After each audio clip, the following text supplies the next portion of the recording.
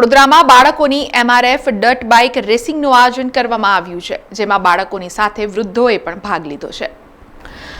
વિકસિત ભારતમાં દરેક ક્ષેત્રમાં અનેક તક છે, ત્યારે નાના ભૂલકાઓ પણ વિદેશમાં જોવા મળતી ડર્ટ બાઇક રેસિંગનું કલ્ચર વધી રહ્યું છે, જે વડોદરાના અકોટા સ્ટેડિયમ ખાતે જોવા મળ્યું હતું, જેમાં 6 થી 7 વર્ષના તેમજ અંડર 12, 14, 16 વર્ષના બાળકો માટે MRF ડર્ટ બાઇક રેસિંગનું આયોજન કરવામાં આવ્યું હતું, જેમાં દેશભરના લોકલ રાઇડર્સે ભાગ લીધો છે।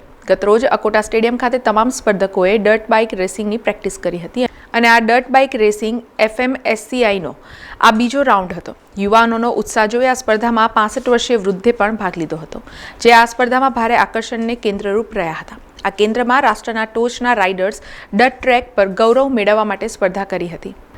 હાઈ સ્પીડ ઉત્તેજનાથી ભરેલી આનંદદાયક રેસ જોવા માટે મોટી સંખ્યામાં શહેરીજનો ઉમટી પડ્યા હતા।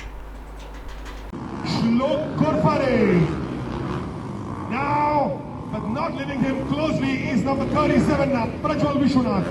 Not giving it up. It's just a 50 or 25 meter lead.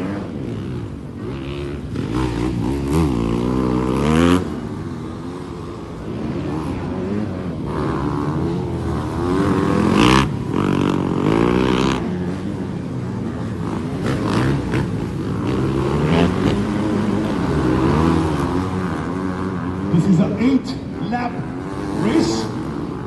આજે અમે ફરી પાછું MRF ને થેન્ક યુ કહીશ કે again we have got a chance to conduct MRF dirt track.